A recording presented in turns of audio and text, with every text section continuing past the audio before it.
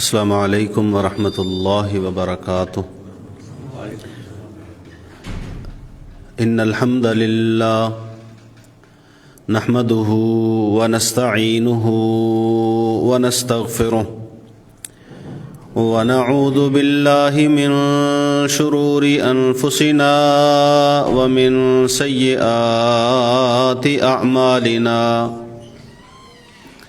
من يهده الله فلا مضل له ومن يضلله فلا هادي له، أشهد أن لا إله إلا الله وحده لا شريك له، وأشهد أن محمدا عبده ورسوله۔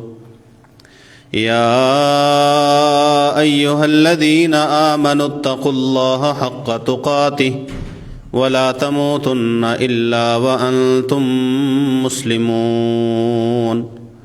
يا أيها الناس اتقوا ربكم الذي خلقكم من نفس واحدة وخلق منها زوجها وبث منهما رجالا كثيرا ونساء، واتقوا الله الذي تساءلون به والأرحام إن الله كان عليكم رقيبا۔ يا أيها الذين آمنوا اتقوا الله وقولوا قولا سديدا يصلح لكم أعمالكم ويغفر لكم ذنوبكم، ومن يطع الله ورسوله فقد فاز فوزا عظيما۔ أما بعد فإن خير الحديث كتاب الله، وخير الهدي هدي محمد صلى الله عليه وسلم، شر الأمور محدثاتها وكل محدثة بدعة وكل بدعة ضلالة وكل ضلالة في النار۔ إن الله وملائكته يصلون على النبي، يا أيها الذين آمنوا صلوا عليه وسلموا تسليما۔ اللهم صل على محمد وعلى آل محمد كما صليت على إبراهيم وعلى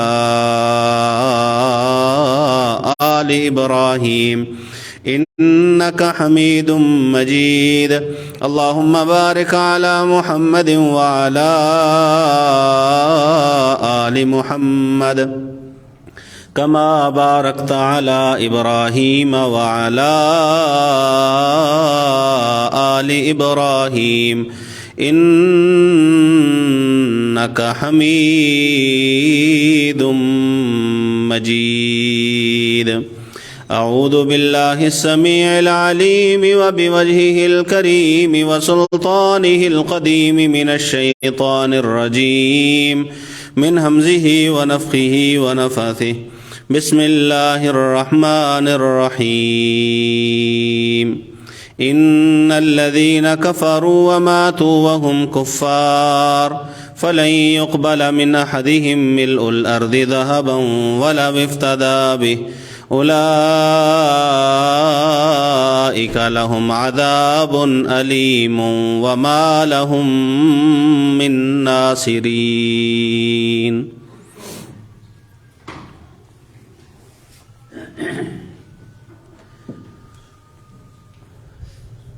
اللہ رب العزت کی توحید دین اسلام کی اساس ہے، بنیاد ہے۔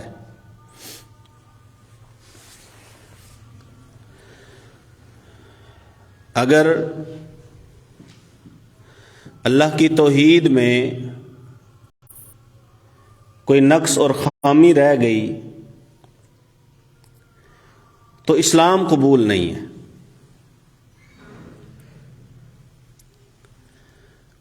اور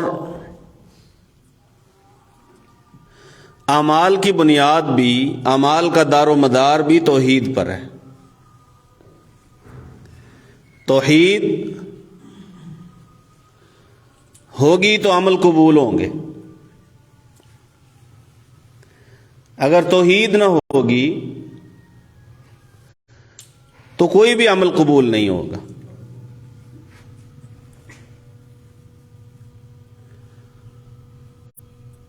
رسول اللہ صلی اللہ علیہ وآلہ وسلم نے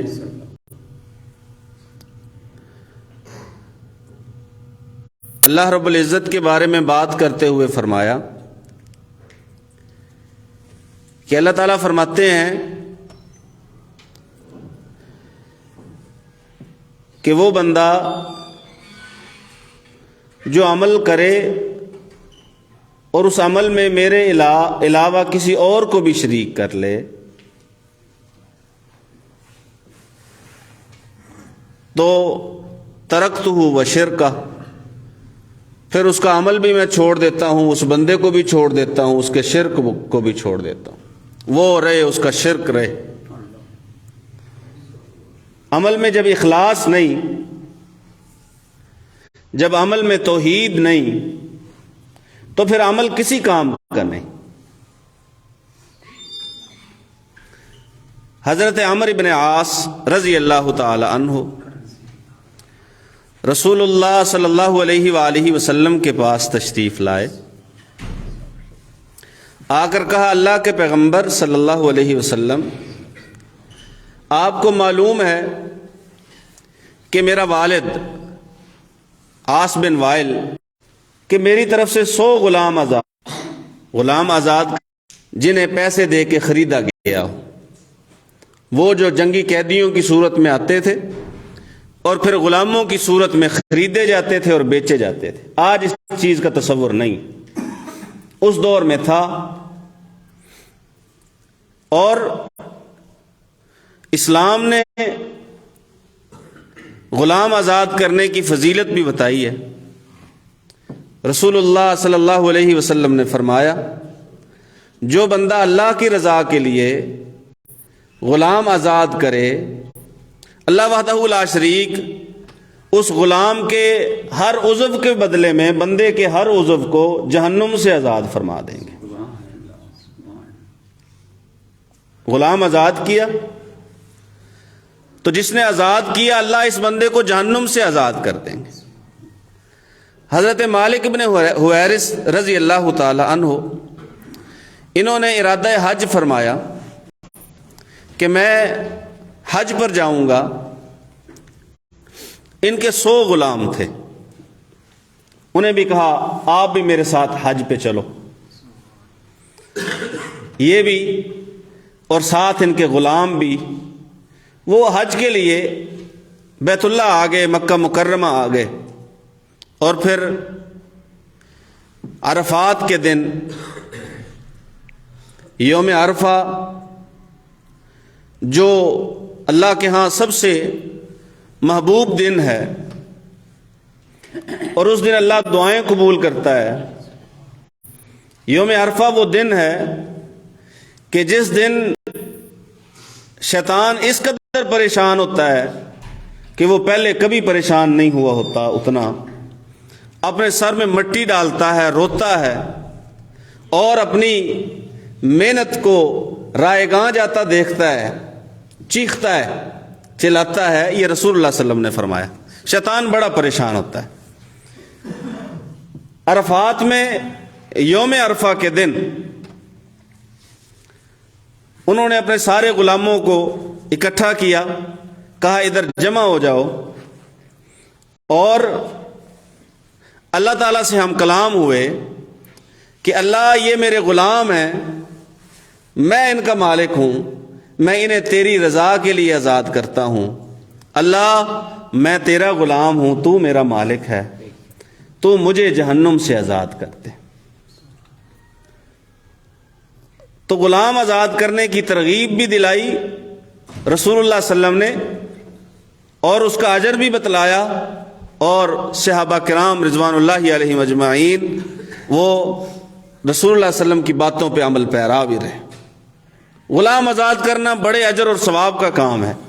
کہا میرے باپ نے کہا تھا کہ میری طرف سے 100 غلام آزاد کرنے. میرا جو بھائی ہے ہشام بن عاص، اس نے تو اپنے حصے کے 50 جو ہے نا وہ غلام آزاد کرتی ہے. وہ مسلمان نہیں ہے، اور میں چونکہ مسلمان ہوں اس لیے میں ضروری سمجھتا ہوں کہ پہلے آپ سے پوچھوں گا، پہلے آپ سے سوال کروں گا، پہلے آپ سے مسئلہ کی تصدیق چاہوں گا. یہی مسلمان کا وتیرہ ہے، یہی طریقہ ہے کہ اس نے جو بھی کام کرنا، چونکہ اسلام لے آیا، اسلام ہے ہی یہ کہ میں نے جو بھی کرنا ہے. ویسے بظاہر کام بڑا اچھا ہے، میں نے اس لیے بتایا کہ اجر ہے غلام آزاد کرنے کا. اجر بھی کتنا کہ اللہ جہنم سے بندے کو آزاد کر دیتا ہے. کام اچھا ہے، کام بڑا بہتر ہے، کام اجر اور ثواب والا ہے. لیکن تقاضا اسلام یہ ہے کہ اگر ایک کام آپ کی نظر میں اچھا ہی کیوں نہ ہو، ذرا اس کام کے بارے میں اللہ اور رسول سے بھی پوچھ لیجئے کہ وہ اس کام کی اجازت بھی دیتے ہیں یا نہیں. یہ کام ان کے طریقہ اور سنت میں بھی ہے یا نہیں، یہ کام کرنے کا کوئی فائدہ بھی ہے یا نہیں. یہ اسلام ہے. عمرو بن عاص رضی اللہ تعالیٰ نے فرمایا، اللہ کے پیغمبر میں نے غلام آزاد کرنے سے انکار کر دیا، حتی اسألک، یہاں تک کہ میں آپ سے آ کے سوال کروں، آپ سے آ کے پوچھوں، بعد میں فیصلہ کروں. اچھا، پوچھا یہ کہ اگر میں 50 غلام آزاد کروں اپنے والد کی طرف سے، کیا اسے فائدہ ہوگا؟ میرے والد کو فائدہ ہوگا؟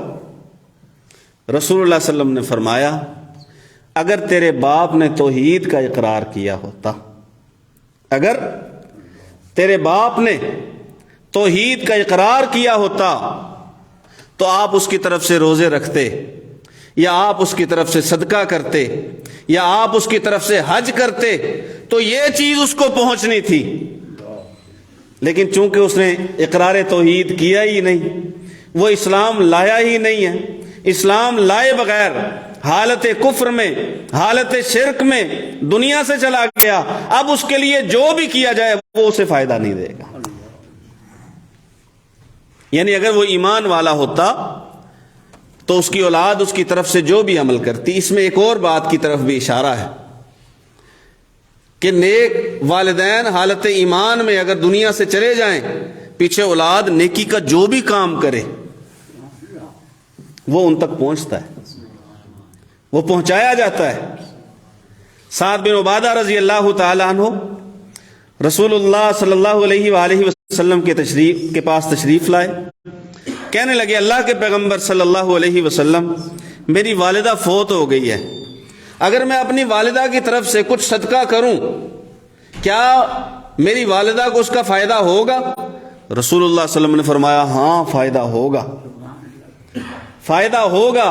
اگر آپ یعنی اولاد ہو اس کی طرف سے صدقہ کرو تو اسے فائدہ پہنچے گا. تو سعد بن عبادہ رضی اللہ تعالیٰ نے فرمایا، پھر میرا جو فلاں باغ ہے وہ میں نے صدقہ کر دیا، اللہ کے لیے وقف کر دیا، اور یہ صدقہ میں نے اپنی ماں کی طرف سے کیا. مسلمان ہو، مومن ہو، توحید پر ہو تو اسے فائدہ پہنچتا ہے. عاص بن وائل کے بارے میں رسول اللہ صلی اللہ علیہ وسلم نے فرمایا، اگر اس نے توحید کا اقرار کیا ہوتا پھر اسے فائدہ پہنچنا تھا. توحید کا اقرار ہی نہیں کیا تو اسے کوئی فائدہ. کوئی بھی عمل کر لیا جائے، صدقہ کر دیا جائے، خیرات کر دی جائے، غلام آزاد کر دیے جائیں، حج کر لیا جائے، جو توحید کے بغیر دنیا سے چلا گیا، کوئی بھی کام اسے فائدہ، کوئی کام اسے فائدہ نہیں دے گا. آگے آئیے، رسول اللہ صلی اللہ علیہ وآلہ وسلم نے فرمایا، یہ جو حجر اسود ہے، حجر اسود، اس پتھر کے بارے میں رسول اللہ صلی اللہ علیہ وسلم نے فرمایا کہ یہ پتھر جنت سے لایا گیا ہے. پھر قریش نے جب کعبہ کو دوبارہ تعمیر کیا، رسول اللہ صلی اللہ علیہ وسلم ابھی نبی نہیں بنے تھے، تو رسول اللہ صلی اللہ علیہ وسلم کو اللہ نے اس دوران بھی یہ شرف عطا فرمایا کہ جب تنصیب حجر اسود کا وقت آیا تو وہ اللہ نے رسول اللہ صلی اللہ علیہ وسلم کے ہاتھوں نصب کروایا. جنت سے آیا ہوا پتھر ہے، پھر کعبے کے ایک کونے میں ہے. رسول اللہ صلی اللہ علیہ وسلم نے فرمایا، جب قیامت کا دن آئے گا تو اللہ وحدہ لا شریک حجر اسود کو دو آنکھیں دے گا اور اللہ وحدہ لا شریک حجر اسود کو زبان بھی دے گا۔ ایک حدیث میں ہے کہ حجر اسود کا جو وجود ہے، جو حجم ہے، وہ قیامت کے دن بڑھ کے احد پہاڑ کے برابر ہو جائے گا، اور اللہ اسے زبان بھی دے گا، اللہ اسے آنکھیں بھی دے گا، یہ آنکھوں سے دیکھے گا اور زبان سے باتیں کرے گا۔ یہ کوئی اچنبے والی بات نہیں ہے۔ اللہ وحدہ لا شریک جس کو چاہے اسے بلوا سکتا ہے، اللہ جسے چاہے اسے بلوا سکتا ہے۔ رسول اللہ صلی اللہ علیہ وآلہ وسلم کے ساتھ تو خود یہ واقعہ پیش آیا کہ جن کو اللہ نے زبان نہیں دے رکھی تھی، جانور، اونٹ کا واقعہ میں سنا چکا ہوں، آپ کسی صحابی کے باغ میں تشریف لے گئے، اونٹ نے رسول اللہ صلی اللہ علیہ وسلم کے پاس آ کے شکایت کی، رسول اللہ صلی اللہ علیہ وسلم نے اسے ڈانٹا، مالک کو، کہ یہ شکایت مجھے لگاتا ہے کہ یہ آپ کام اس سے زیادہ لیتے ہو، چارہ اسے کم ڈالتے ہو، محنت کرواتے ہو، کھلاتے کچھ نہیں ہو۔ اور رسول اللہ صلی اللہ علیہ وآلہ وسلم کے ساتھ ایک واقعہ یہ پیش آیا کہ آپ صلی اللہ علیہ وآلہ وسلم نے ابتدا میں جب آپ مسجد نبوی میں خطبہ ارشاد فرمایا کرتے تو کھجور کا خشک تنا جو ہے وہ زمین میں گاڑ رکھا تھا، رسول اللہ صلی اللہ علیہ وسلم اس کا سہارا لیا کرتے تھے، اس کے ساتھ ٹیک لگایا کرتے تھے۔ پھر جب رسول اللہ صلی اللہ علیہ وآلہ وسلم کے لیے ممبر بنایا گیا اور ممبر رکھ دیا گیا تو اس تنے کو وہاں سے اکھیڑ دیا گیا۔ جب تنے کو اکھیڑا گیا، کھجور کا خشک تنا، صحابہ فرماتے ہیں ہم نے دیکھا کہ اس کھجور کے تنے نے رونا شروع کر دیا۔ صحیح بخاری کی حدیث ہے، اس کھجور کے تنے نے رونا شروع کر دیا، زارو قطار رو رہا تھا، ایسے جیسے کوئی گائے کا بچہ اپنی ماں کو گم پائے تو جیسے وہ اس کے لیے شور مچاتا ہے، یہ ویسے رو رہا تھا، یہ روتا رہا، حتیٰ کہ رسول اللہ صلی اللہ علیہ وسلم نے آ کے اسے اپنے سینے کے ساتھ لگایا، پھر اس کا رونا بند ہوا، رسول اللہ صلی اللہ علیہ وسلم نے وہاں سے اٹھوایا اور ساتھ یہ بھی فرمایا کہ اگر میں اسے چپ نہ کرواتا تو یہ قیامت تک روتا رہتا۔ دنیا دیکھتی کہ کھجور کا خشک تنا محمد الرسول اللہ صلی اللہ علیہ وآلہ وسلم کی جدائی میں کیسے رو رہا ہے کہ اسے یہاں سے اس جگہ سے دوسری جگہ پہ لے جایا جا رہا ہے، یہاں پہ اسے رسول اللہ صلی اللہ علیہ وسلم کا ساتھ نصیب تھا۔ یہ اللہ کی مرضی ہے، وہ جسے چاہے جب چاہے زبان دے دے، جسے چاہے جب چاہے بصیرت دے دے، سوچنے سمجھنے کی صلاحیت عطا کرتے۔ قیامت کے دن کے بارے میں قرآن میں اللہ وحدہ لا شریک نے فرمایا کہ وہ لوگ جن کے خلاف ان کا اپنا جسم گواہی دے گا، وہ اپنی جلد کو کہیں گے، اپنے چمڑے کو، وقالوا لجلودہم لما شہدتم علینا، وہ کہیں گے، اپنے چمڑے کو کہیں گے ہمارے خلاف تو نے گواہی دے دی، گواہی دی تو کیوں دی؟ قالوا انطقنا اللہ الذی انطق کل شیء، وہ کہیں گے آج ہمیں اس ذات نے زبان دے دی ہے جس نے ہر چیز کو زبان دی ہے۔ حجر اسود کو آنکھیں ملیں گی، حجر اسود کو زبان ملے گی، اور حجر اسود کو بصیرت ملے گی۔ یہ کیا کرے گا؟ یہ پھر وہاں پہ میدان محشر میں چلے گا، پھرے گا، گھومے گا، ڈھونڈے گا لوگوں کو، اور پھر کچھ لوگوں کے حق میں گواہی دے گا۔ حدیث کے لفظ ہیں لمن استلمہ بالحق شاہدہ، لمن استلمہ بالحق، اور ایک روایت میں ہے شاہدہ لمن استلمہ بالتوحید، کہ جس نے اس حجر اسود کا استلام کیا ہوگا حق کے ساتھ۔ دوسری حدیث کے لفظ ہیں توحید کی حالت میں، حالت توحید میں موحد رہتے ہوئے، یہ پھر اس کے لیے گواہی دے گا کہ اللہ میں اس کے ایمان کی گواہی دیتا ہوں۔ کیا معلوم ہوا کہ اگر توحید کے بغیر حجر اسود کو بندہ چومتا رہے، توحید کے بغیر حجر اسود کا استلام کرتا رہے، توحید کے بغیر حجر اسود کو ٹچ کرتا رہے، مس کرتا رہے، اسے کوئی فائدہ نہیں۔ ابو جہل نے، ابو لہب نے پتہ نہیں کتنی بار حجر اسود کو چھوا ہوگا، کتنی بار اسے چوما ہوگا، کتنی بار استلام کیا ہوگا، لیکن انہیں اس کا کوئی فائدہ پہنچے گا؟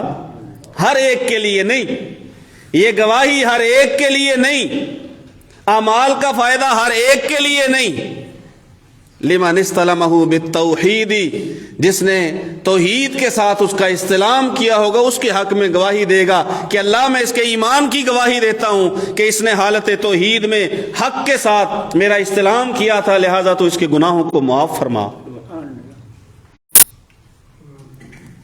توحید ضروری ہے، لازمی ہے، اس کے بغیر کوئی چارہ نہیں۔ حضرت عائشہ رضی اللہ تعالی عنہا نے رسول اللہ صلی اللہ علیہ وآلہ وسلم سے پوچھا، اللہ کے پیغمبر صلی اللہ علیہ وآلہ وسلم، یہ جو آیت میں نے پڑھی ہے سورہ آل عمران کی، یہ تیسرے پارے کی آخری آیتوں میں سے ہے۔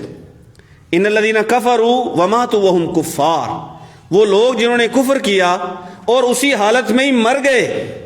کفر کیا، حالت کفر میں، حالت شرک میں، بے ایمانی کی حالت میں انہیں موت آ گئی، تو ان میں سے اگر کوئی زمین بھر کر سونا بطور جرمانہ دینا چاہے تو اللہ فرماتے ہیں اسے قبول نہیں کیا جائے گا۔ فَلَن يُقْبَلَ مِنْ أَحَدِهِمْ مِلْءُ الْأَرْضِ ذَهَبًا، زمین بھر کر، پوری زمین سونے کی بھری ہوئی، وہ کہتا ہے اسے لے لو بطور جرمانہ اور میری جان بخشی کر دی جائے، مجھے چھوڑ دیا جائے، اللہ وحدہ لا شریک فرماتے ہیں اسے قبول نہیں کیا جائے گا۔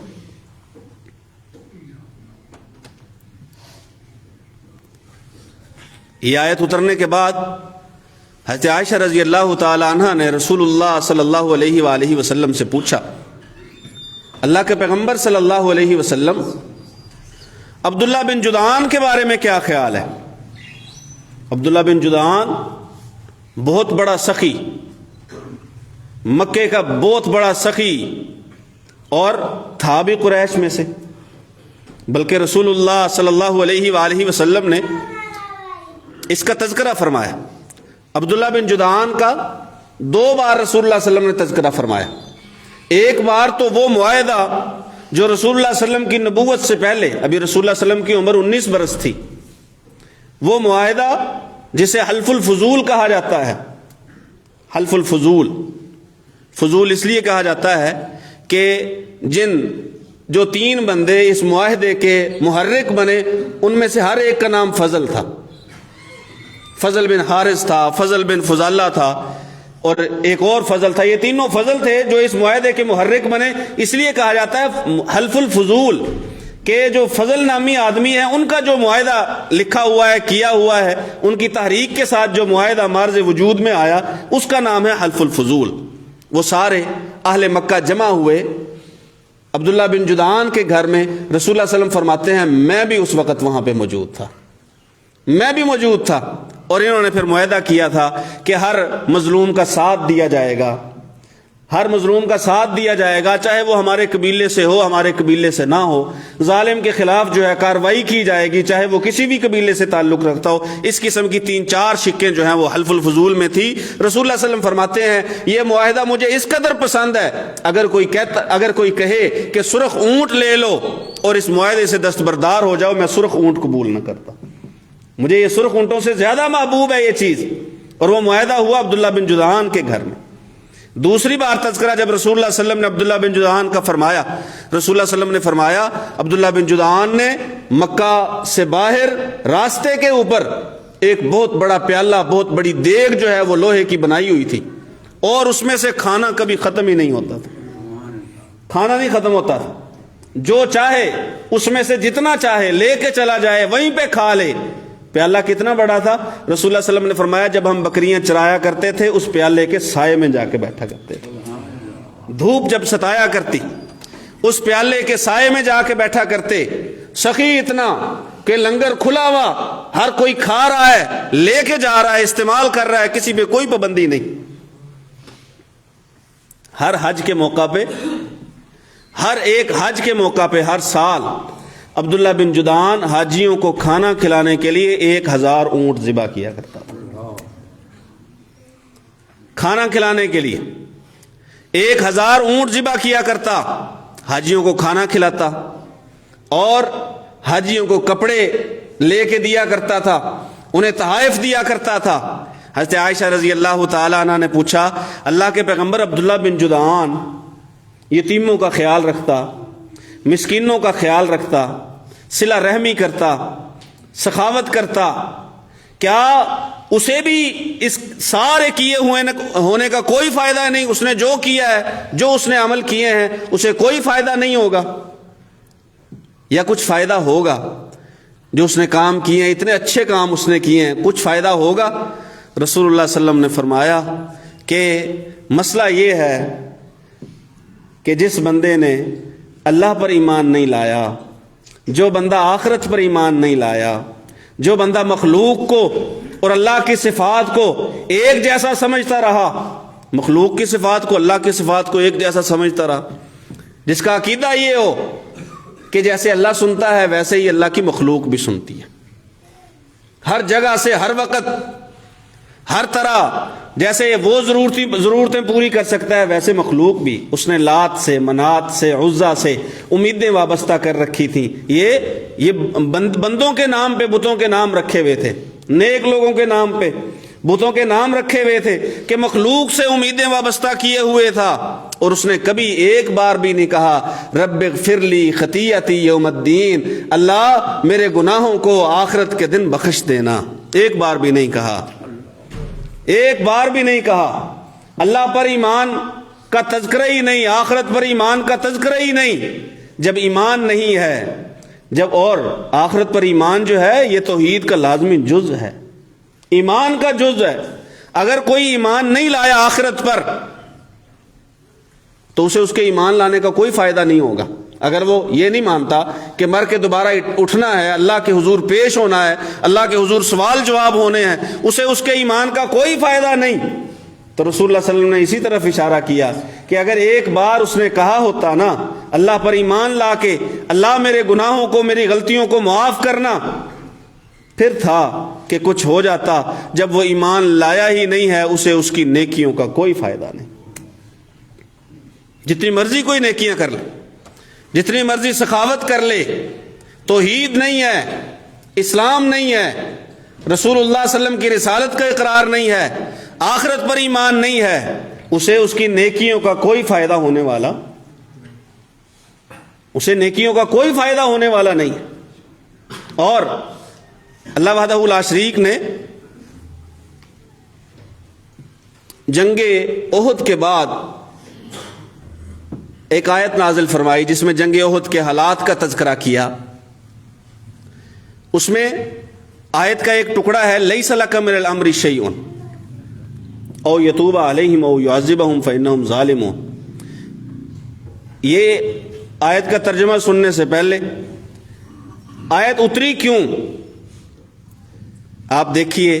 رسول اللہ صلی اللہ علیہ وآلہ وسلم نے 3 لوگوں کو دیکھا جو میدان احد میں صرف اور صرف رسول اللہ صلی اللہ علیہ وسلم کی تلاش میں تھے تاکہ رسول اللہ صلی اللہ علیہ وسلم کو نقصان پہنچائیں یا نعوذ باللہ رسول اللہ صلی اللہ علیہ وسلم کو قتل کر دیں۔ رسول اللہ صلی اللہ علیہ وسلم کی تلاش میں تھے 3 لوگ، رسول اللہ صلی اللہ علیہ وسلم کی تلاش میں، صفوان تھا، سہیل تھا اور ایک اور شخص تھا۔ آپ صلی اللہ علیہ وسلم نے وہاں پہ فرمایا کہ ان لوگوں نے اپنی آخرت برباد کر دی۔